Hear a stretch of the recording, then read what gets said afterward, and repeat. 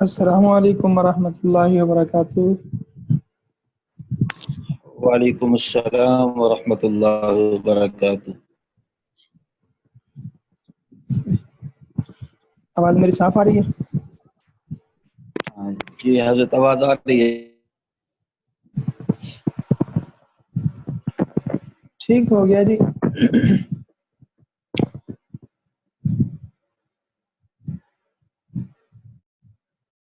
سبق الحمدللہ آپ کو معلوم ہے کہ ہمارا چل رہا ہے عربی کورس سے متعلق۔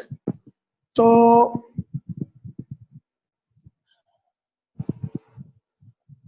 آج جو ہم پڑھیں گے وہ ہم نے ایک انتہائی جو ہے نا ایک مزید اہم موضوع کی طرف چل رہے ہیں، دلچسپ بھی ہے۔ تو دیکھیں، جیسے ہم نے ایک چارٹ بنایا تھا جس میں ہم نے کچھ سمجھنے کی کوشش کی تھی کہ ہم کس طرح سے جو ہے نا جو ہم نے اب تک پڑھا ہے اس کا ہم خلاصہ کیسے اپنے سامنے لا سکتے ہیں۔ تو یہ ہمارے سامنے ایک خلاصہ تھا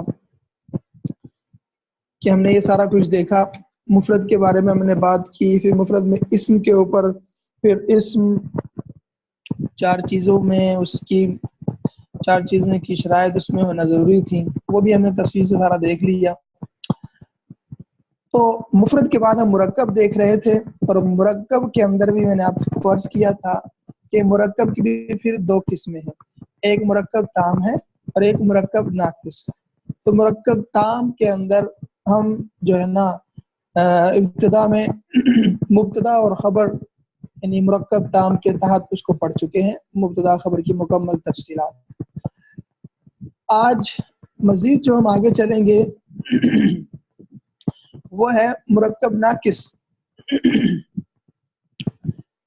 یہ بھی آپ کو معلوم ہے کہ مرکب تام کیا کہلاتا ہے، مرکب ناقص کیا کہلاتا ہے۔ آسان الفاظ میں اگر کہوں، مرکب تام وہ کہلاتا ہے کہ جس میں دو یا دو سے زیادہ جملوں کو ملا کر دو یا دو سے زیادہ الفاظ کو ملایا جائے اور بات پوری ہو جائے یا بات سمجھ میں آ جائے تو وہ جملہ تام کہلاتا ہے۔ اور جملہ ناقص وہ یہ ہے کہ دو یا دو سے زیادہ جملوں کو ملایا تو جائے لیکن اس سے بات سمجھ میں نہ آئے، بات پوری نہ ہو، وہ ناقص کہلاتا ہے۔ تو تام کے بارے میں ہم نے مبتدا خبر اس کو تفصیل سے دیکھا ہے، ٹھیک ہے۔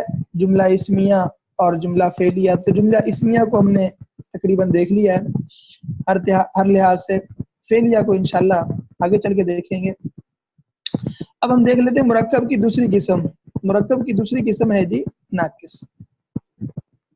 ناقص کا مطلب آپ کو آسان الفاظ میں بھی معلوم ہو چکا ہے کہ ناقص کیا کہلاتا ہے جی، دو یا دو سے زیادہ جملوں کو ملایا جائے لیکن اس سے بات پوری نہ ہو، بات سمجھ میں نہ آئے تو وہ مرکب تو ہے کیونکہ دو یا دو سے زیادہ جملے مل رہے ہیں لیکن بات سمجھ میں نہیں آ رہی، جملہ مکمل نہیں ہو رہا، تو وہ ناقص کہلائے گا، ٹھیک ہے۔ اس کی مثال میں نے دی تھی، مثال کے طور پہ میں کہوں کہ زید کی کتاب، اب زید کی کتاب، اب کیا ہوا اس کو، کیا نہیں ہوا، کیسے، تو یہ سب کچھ یہاں سے یہ جملہ تو ہے کہ زید ایک لفظ ہے اور کتاب ایک الگ لفظ ہے، دونوں الفاظ مل کے ایک جملہ تو بن رہا ہے لیکن اس سے بات سمجھ میں نہیں آ رہی، جس کی وجہ سے جملہ تام نہیں کہلائے گا بلکہ ناقص کہلائے گا۔ اچھا جی، اب ہم آ جاتے ہیں آگے مرکب ناقص کو جو پڑھ رہے ہیں۔ تو مرکب ناقص مختلف بہت زیادہ مرکب ناقص ہو سکتے ہیں، ان کی بہت زیادہ قسمیں بنائی جا سکتی ہیں۔ مجموعی طور پر جو زیادہ استعمال ہوتے ہیں اور جو زیادہ جن کو جو نا بولا لکھا پڑھا سنا جاتا ہے وہ تقریباً تین ہے۔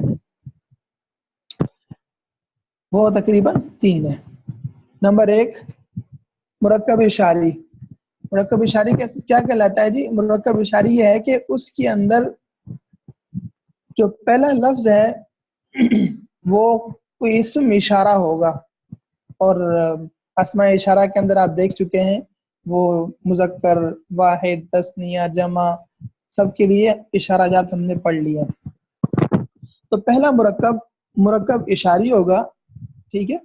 دوسرا مرکب مرکب توصیفی ہوگا، جس کے اندر اگر مرکب اشاری کی میں مثال دوں تو مثال کے طور پہ کیا کہتا ہوں، حاضر رجل، یہ آدمی، صحیح ہے. اور مرکب توصیفی کہ جس کے اندر جو ہے نا وہ کسی کی صفت بیان کی جائے. اچھا جی. اور اس طرح مرکب اضافی، ٹھیک ہے، یہ ایک جملے کی دوسرے کی طرف نسبت کی جا رہی ہے. زید کی کتاب، کتاب زیدن، زید کی کتاب. تو اس طرح سے ہمارے سامنے یہ بات آ جائے گی کہ یہ مرکب تین طرح سے ہیں. اب ان تینوں مرکبات جو ہیں ہم ان کو انشاءاللہ دیکھ لیں گے آہستہ آہستہ. پہلے نمبر پہ جو ایک مرکب ہے مرکب اشاری. اب مرکب اشاری کو اگر ہم تفصیل سے دیکھیں تو اس کے اندر بھی بات وہی ہوگی اسم والی کہ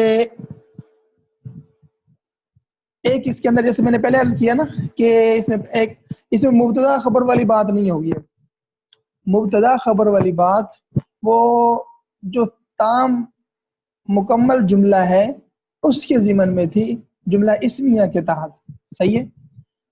جو مرکب ناقص ہے وہاں پر وہ مبتدا خبر والی بات نہیں ہوگی. اب یہاں پہ جو مرکب کہلائیں گے ان کے نام بھی الگ الگ ہوں گے. مثال کے طور پہ چلتے ہیں ہم اپنے سبق کی طرف کہ مرکب ناقص اس کی ایک قسم جو ہم پڑھنے جا رہے ہیں مرکب اشاری. اب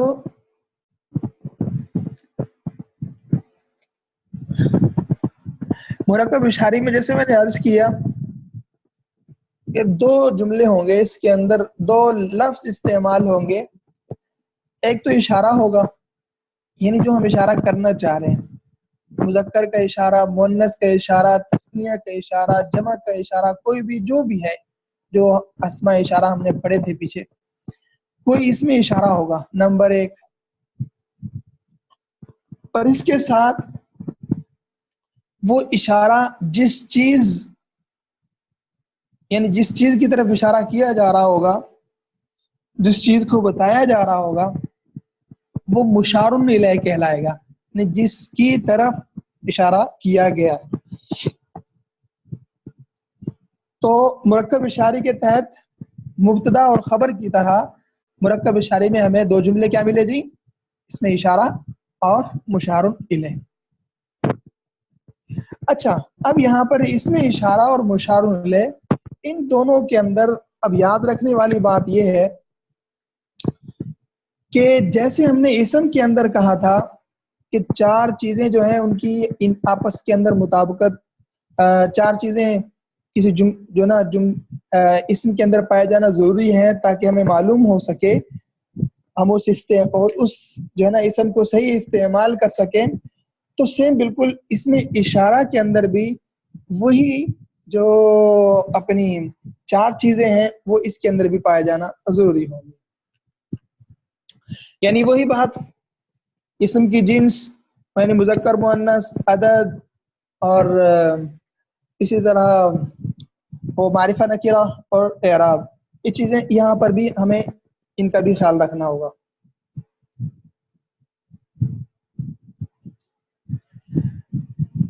اچھا جی، تو یہاں تک تو ہماری بات کلیئر ہو گئی کہ مرکب اشاری جو مرکب ناقص کی پہلی قسم ہے ہم بنا رہے ہیں اس کے تحت جب ہم مرکب اشاری یعنی کوئی مرکب بنے گا تو وہ اس طرح سے بنے گا، اس میں ایک پہلا جو جملہ لفظ ہوگا وہ اس میں اشارہ کہلائے گا، دوسرا مشار الیہ کہلائے گا. میں اس کی مثال بھی آپ کو دے دیتا ہوں. مثال کے طور پہ دیکھیں جی، ھذل قرآن، کیا جی، ھذل قرآن. اب ھذا یہاں پہ اس میں اشارہ ہے آپ کو معلوم ہے، اور القرآن یہاں پہ کیا بنے گا جی، مشار الیہ.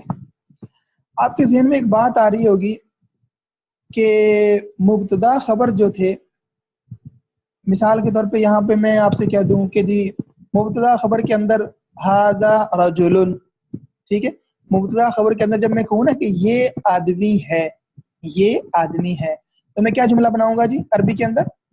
ھذا رجل، تو ھذا رجل، اب وہاں پر بھی اس میں اشارہ تو استعمال ہوا ہے اور رجل، لیکن وہاں پر وہ مبتدا خبر بن رہا ہے، اور یہاں پر یہ ھذا القرآن، یہاں پہ بھی ھذا ہے، القرآن یہ قرآن، تو یہ مبتدا خبر اور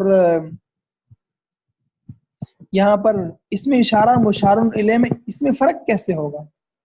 آپ کے ذہن میں یہ بات پہلے دفعہ میں آ چکی ہوگی، آسان سی بات ہے بالکل، آپ کو یہ بات اچھی طرح سے معلوم ہے کہ مبتدا خبر کی جو شرائط تھیں آپس میں مطابقت کی، ان میں ایک شرط یہ بھی تھی کہ مبتدا معرفہ ہوگا اور خبر نکرہ ہوگی عام طور پر، صحیح ہے؟ ایسا ہی تھا نا؟ تو اسی وجہ سے ھذا رجل یہ کہا ہم نے، اور اس میں اشارہ اور مشار الیہ اس کے اندر دونوں ہی معرفہ ہونا ضروری ہے۔ اب ظاہری بات ہے کہ اس میں اشارہ تو آپ کو پہلے سے ہی معلوم ہے یہ تو معرفہ ہے، جب اس میں اشارہ معرفہ ہوا تو جو اس کا مشار الیہ آئے گا، جس کی طرف اشارہ کیا گیا ہے، لا محالہ قطعی طور پر خود بخود اس کو معرفہ آنا پڑے گا، اس وجہ سے کہ اس میں اشارہ وہ پہلے سے ہی معرفہ ہے، سمجھے بات کو؟ اچھا، اب ہم نے کرنا کیا ہے، کام کیا کرنا ہے، آپ کو یہ بھی بات معلوم ہے کہ ھذا جو ہے یہ تو مبنی ہے، اب یہاں پر اس کی رفعی حالت ہو، نصبی حالت ہو، جری حالت ہو، یہاں پہ ایسا تو نہیں ہوگا کہ کوئی ھذا ہو جائے پھر ھذو ہو جائے پھر ھذی ہو جائے، ایسا تو نہیں ہے، ھذا تو ھذا ہی رہے گا، چاہے یہ جو ہے نا رفع کی حالت میں ہو، چاہے نصب کی حالت میں ہو، چاہے جر کی حالت میں ہو، ھذا نے ھذا ہی رہنا ہے۔ ہمیں اعراب کا پتہ کہاں سے چلے گا جی؟ مشار الیہ سے۔ کہاں سے پتہ چلے گا جی؟ مشار الیہ سے۔ مشار الیہ کے اوپر جو اعراب ہے وہی اعراب اس میں اشارہ پر بھی ہے، لیکن کیونکہ اس میں اشارہ یہ جو نا مبنی ہے اور یہ اعراب کو قبول نہیں کر رہا، لیکن اس کے اوپر اعراب کون سا ہے؟ رفع کا ہے، پتہ کسے چلے گا ہمیں؟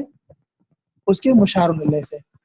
اگر اس کے مشار الیہ کے اوپر نصب ہے تو ہم یہ کہیں گے کہ یہاں پہ اس میں اشارہ یہ بھی منصوب ہی ہے، کیوں؟ اس وجہ سے کہ آپ کو میں نے پہلے عرض کر دیا ہے کہ اس میں اشارہ اور مشار الیہ ان دونوں کے اندر وہی اسم والی چار چیزیں ہونا ضروری ہیں۔ ھذا القرآن یہ اسم اشارہ اور مشار الیہ ہے، ان کا مذکر مؤنث میں ایک جیسا ہونا، یعنی اس میں اشارہ اگر مذکر تو مشار الیہ بھی مذکر ہونا چاہیے۔ نمبر 2، عدد واحد تثنیہ جمع، اگر جو ہے نا اس میں اشارہ واحد ہے تو اس کا مشار الیہ بھی واحد ہونا چاہیے۔ اسی طرح اپنا معرفہ نکرہ، اگر جو ہے نا اس میں اشارہ معرفہ ہے تو جو مشار الیہ ہے وہ بھی معرفہ ہونا چاہیے جیسا کہ معرفہ ہے۔ نمبر 3، جو اعراب اس میں جو ہے نا اشارہ کا ہے وہی مشار الیہ کا ہوگا، لیکن ہمیں معلوم کیسے پتہ چلے، معلوم کیسے ہوگا؟ وہ ہمیں مشار الیہ سے معلوم ہوگا۔ تو بہرحال کہنے کا مقصد یہ ہے کہ دونوں کے اعراب بھی ایک ہوں گے، تو اس سے ہمیں پتہ چل گیا کہ جب دونوں کے اعراب ایک ہوں گے تو جو مشار الیہ کا اعراب ہے وہی اس میں اشارہ کا بھی اعراب ہے، سمجھے بات کو؟ اچھا، اب یہاں پر ہم نے پہلا کام کیا کرنا ہے، اس میں اشارہ پہلے تو ہم نے یہ دیکھ لینا ہے کہ جناب میں یہاں پر جو اشارہ کرنے لگا ہوں وہ کسی مذکر کو کرنے لگا ہوں، کسی مؤنث کو کرنے لگا ہوں، ایک کو کرنے لگا ہوں، دو کو کرنے لگا ہوں، یا زیادہ کو، حاضر کو کرنے لگا ہوں، غائب کو کرنے لگا ہوں، کن کو اشارہ کرنے لگا ہوں، اس کے لحاظ سے آپ اس میں اشارہ اپنے ذہن میں رکھ لیں گے، اور جو ہے نا اس کے بعد آپ کو جو مشار الیہ ہے اس کو معرفہ کرنا ہوگا، اس کو معرفہ بنانا ہوگا، اور معرفہ بنانے کا آسان انداز، آسان طریقہ کیا ہے جی؟ نکرہ قرآن مثال کے طور پہ نکرہ تھا، اس کے اوپر الف لام داخل کر دیا تو کیا بن گیا جی؟ یہ معرفہ بن گیا۔ اسی طرح میں کہوں مثال کے طور پر کہ ولد، ٹھیک ہے، ولد مطلب لڑکے کو کہتے ہیں نا ولد، اب میں یہ کہنا چاہتا ہوں کہ یہ لڑکا، کیا کہنا چاہتا ہوں میں؟ یہ لڑکا۔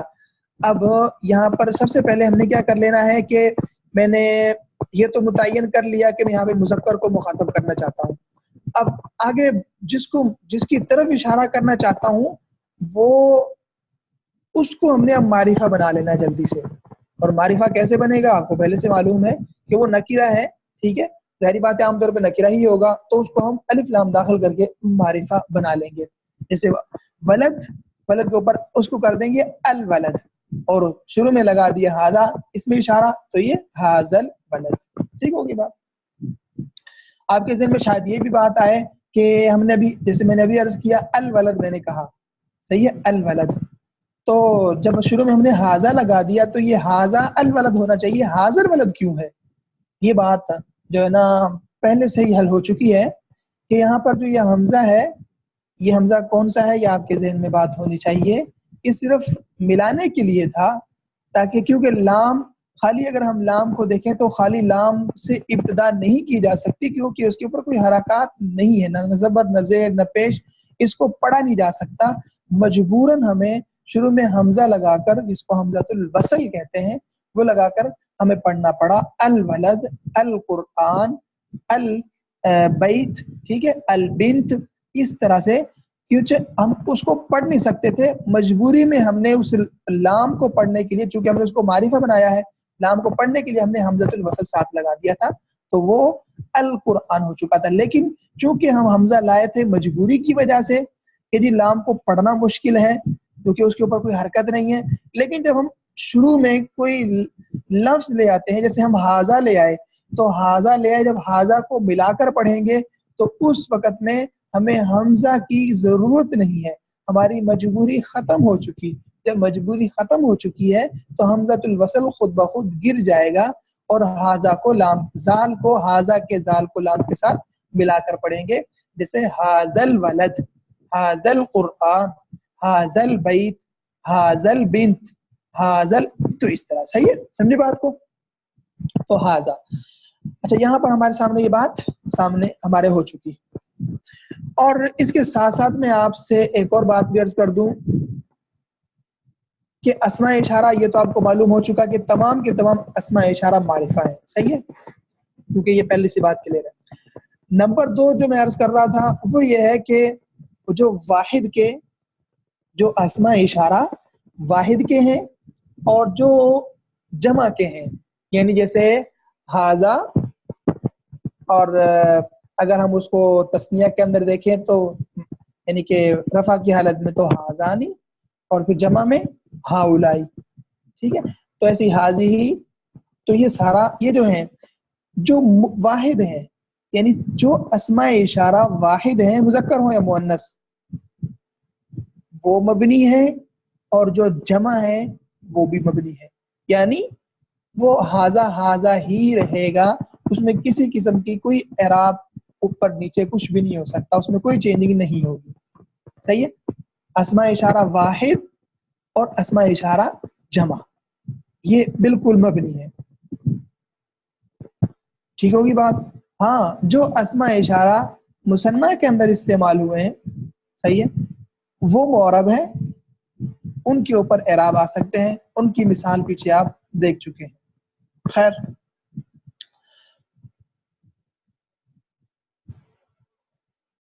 اور یہاں پر جیسے کہ آپ کو معلوم ہی ہے, جیسے ہم اردو کے اندر کہتے ہیں یہ قرآن, یہ قرآن, تو عربی زبان میں بھی یہ یعنی کہ یہ کا جو عربی ہے وہ ہاذا ہے, تو وہ پہلے ہی آئے گا, یعنی اس کو اس میں اشارہ کہیں گے اور مشار الیہ بعد میں.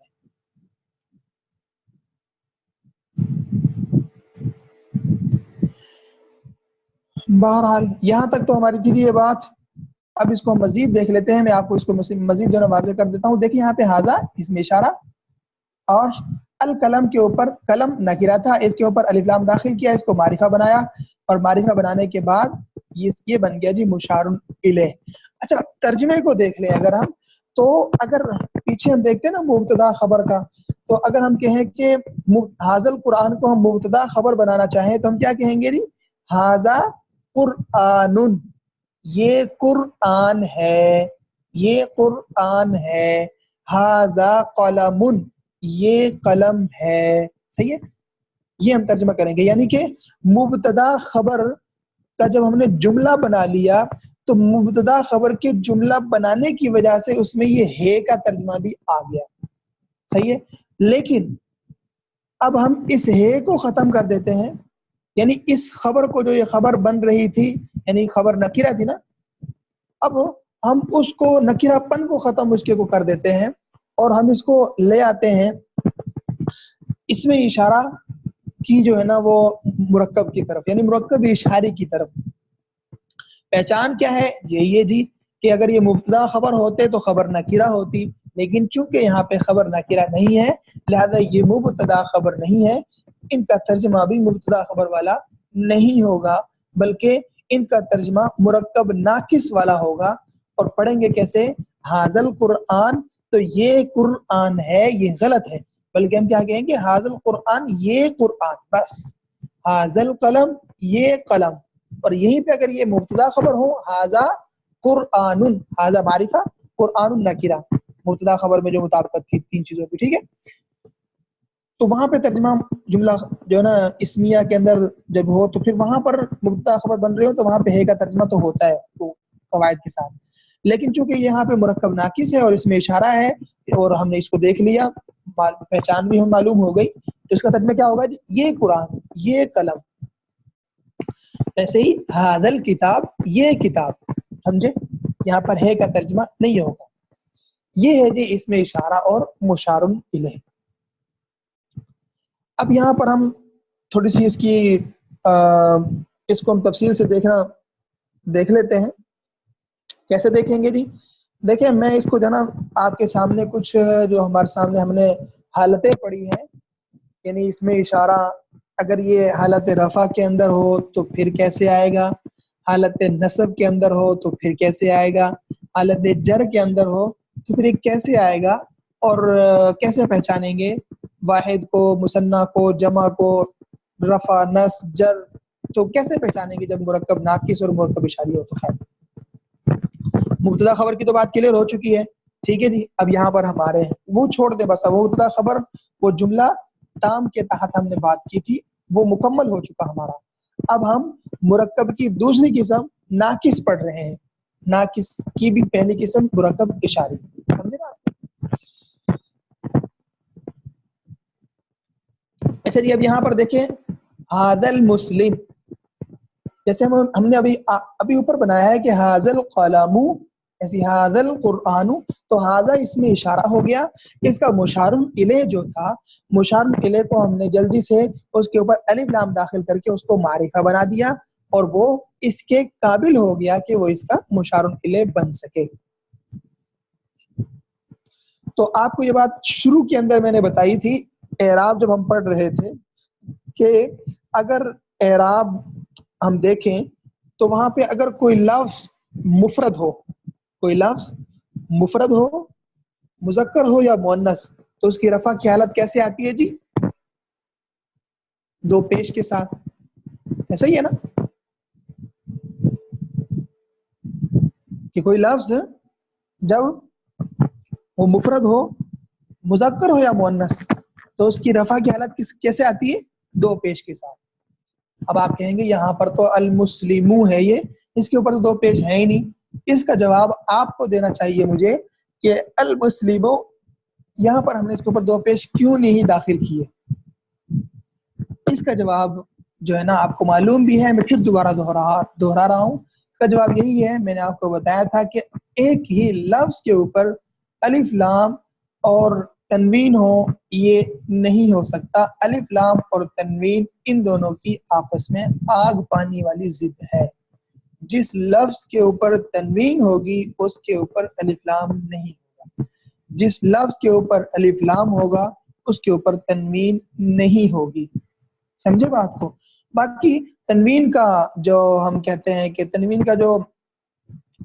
के बदले में जो हमें मिलेगा वो ये कि दो पेश की जगह पे हम एक पेश डाल देंगे, समझे। क्यों, इस वजह से कि यहाँ पे तनवीन तो यानी दो पेश, दो जबर दो जेर तो आ नहीं सकते, अब लिहाजा एक डालेंगे। अगर वो पेश की जगह है तो पेश डाल देंगे, जबर है तो एक जबर, जेर है तो एक जेर डाल देंगे। खैर हाजल मुस्लिमू, अब यहाँ पर हाजा इसमें इशारा, अल मुस्लिम ये मुशारुन इलैह, تو یہ اس کی رفع کی حالت ہے. المسلم یہ واحد تھا، مذکر ہے، لہذا رفع اس کا کیسے ہوگا جی؟ پیش کے ساتھ ہوگا.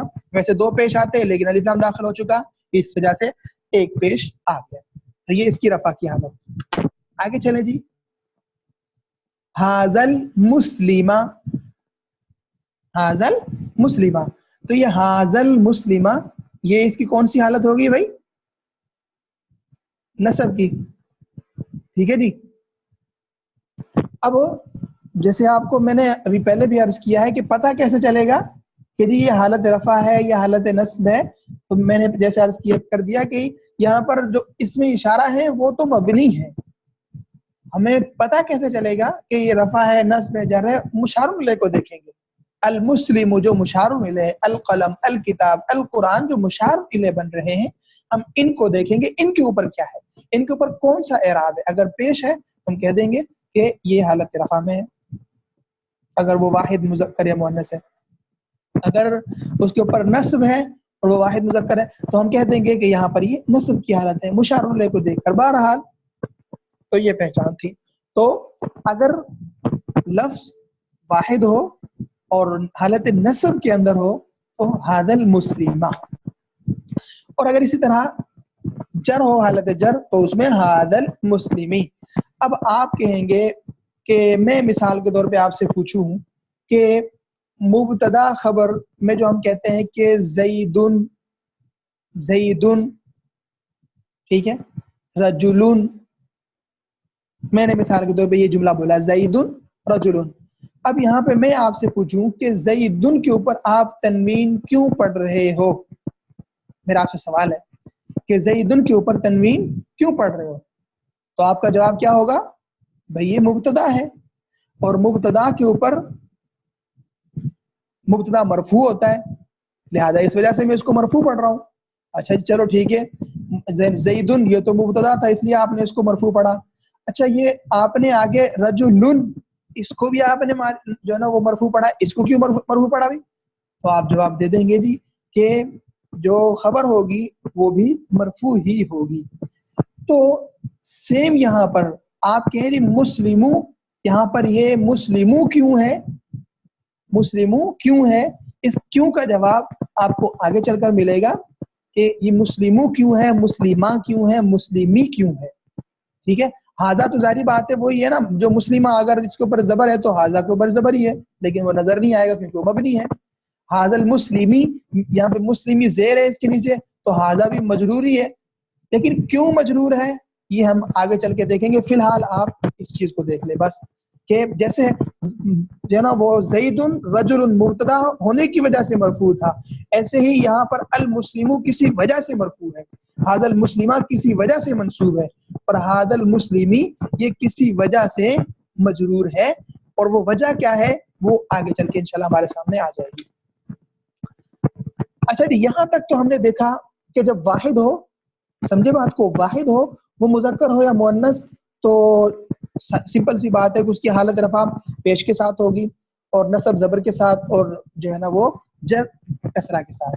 لیکن نمبر 2، اگر جو ہمارے پاس لفظ ہے یا ہمارے پاس جو اسم ہے، اگر وہ دو یا دو سے زیادہ جو اسم ہیں اگر وہ مثنیٰ ہو تو مثنیٰ کی رفع حالت کیسے آئے گی اس میں اشارہ کے اندر؟ ٹھیک ہے، تو وہ کیسے آئے گی؟ جو دیکھیں یہاں پر جیسے ہم نے اس میں اشارہ دیکھے تھے وہاں پہ تو مثنیٰ کے لیے ہم نے کیا استعمال کیا تھا جی؟ مذکر کے لیے حاضانی. اور یہ بھی آپ کو معلوم ہے کہ اس میں اشارہ مشار الیہ آپس میں مطابقت کا ہونا ضروری ہے، یعنی اگر وہ عدد وہ مثنیٰ ہے تو اس کا مشار الیہ بھی مثنیٰ ہونا چاہیے. وہی بات ہے، ایک ہی بات ہے. تو یہاں پر بھی حاضان المسلمانی یہ تو تھی اس کی رفع حالت، حاضانی الف نون یہ اس کی رفع حالت، المسلمانی الف نون یہ بھی. بہرحال آگے چلیں. اب اگر مثنیٰ ہو اور اس کی نسبی اور جری حالت کیسے آئے گی وہ بھی آپ کو معلوم ہے کہ یا نون کے ساتھ اور اس سے پہلے زبر ہوگا، یعنی مسلمینی کے ساتھ، حاضین المسلمینی. اور یہ بھی آپ کو معلوم ہے کہ حاضینی ہم نے کیوں پڑھا ہے، یہ بھی آپ پیچھے اس میں اشارہ کی تختی کے اندر دیکھ چکے ہیں کہ مثنیٰ کے اندر یہ حاضینی پڑھا جائے گا. حالت جر کے اندر زین المسلمین بالکل وہی ہوگا، یعنی حالت جر اور حالت نصب مثنیٰ کی ایک ہی ہوگی. حالت جر اور حالت نصب وہ دونوں ایک طرح کی ہیں. ہذین المسلمین دونوں صورتوں میں. اچھا جی، اس کے بعد میں آپ کا جو ہے نا وہ مائک آن کرتا ہوں. آخری جو جمع ہے وہ آپ مجھے بتائیں گے تاکہ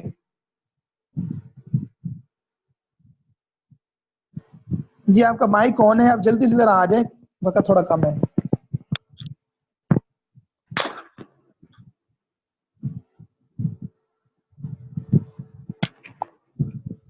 اچھا جی عبداللہ صاحب، میں آپ سے سوال کرنے لگا ہوں. سوال میرا آپ سے یہ ہے کہ دیکھیں آپ کے سامنے میں آپ سے پوچھتا ہوں کہ یہاں پر جیسے ہم نے حالت رفع واحد کی بنائی ھذا المسلم، اسی طرح ہم نے مثنیٰ کی رفع حالت بنائی ھذان المسلمانی. تو میں آپ سے سوال یہ کرتا ہوں کہ اگر جمع ہو، ٹھیک ہے، اس میں اشارہ ہم جمع لائیں اور تو اس کا مشار الیہ کیسے آئے گا اور کس شکل کے اندر آئے گا، آپ اس کی مثال بنائیں گے. میں یہ کہتا ہوں یہ مثال کے حضرت طور پر یہ مسلمان ہے، میں کہتا ہوں یہ مسلمان. جی جی ہؤلاء المسلمون. ماشاء اللہ جی، یہ رفع حالت ہوگی. حالت نصبی کیسے آئے گی جی اس کی؟ اس کی جمع کی حضرت ہاں جی بالکل جمع کی. حضرت میرے ذہن میں نہیں آ رہا اس وقت. تو سوچ لیں نا، سوچ لیں. یہ تو صرف ایک فرق تھا کہ جو ہم نے مثنیٰ کی جو نسبی جری حالت تھی وہ یا نون کے ساتھ تھی، لیکن اس سے پہلے زبر تھا. جمع کے اندر میں نے آپ کو بتایا تھا یا نون ہی ہوگا لیکن اس سے پہلے زیر ہوگا. اب سمجھ گئے ہوں گے آپ.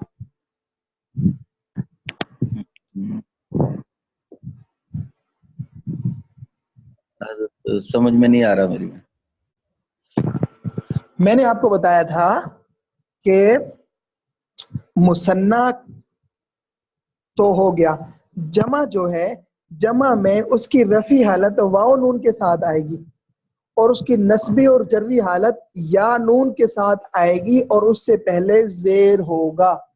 مثال کے طور پر ہؤلاء المسلمین. جی ہاں ہؤلاء المسلمین.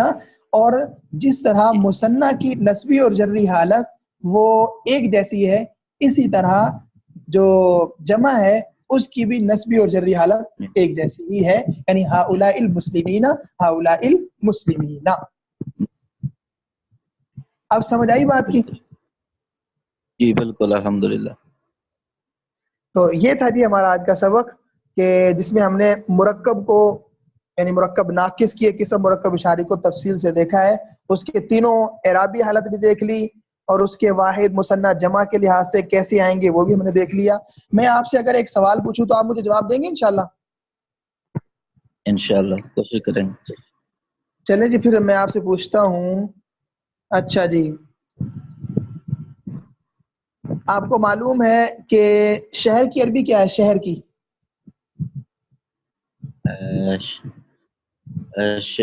بلدون. جی ہو ٹھیک ہو گیا.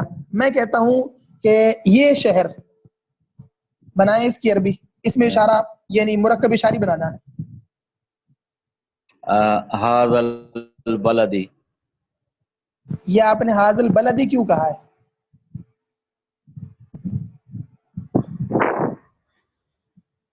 حضرت کس لحاظ سے؟ آپ نے کہا نا ھذا البلد. جی میں پوچھ رہا ہوں ھذا البلد آپ کیوں کہہ رہے ہیں؟ بلکہ ھذا البلد آئے گا. جی فی الحال تو آپ اس کو ھذا البلد ہی رکھیں.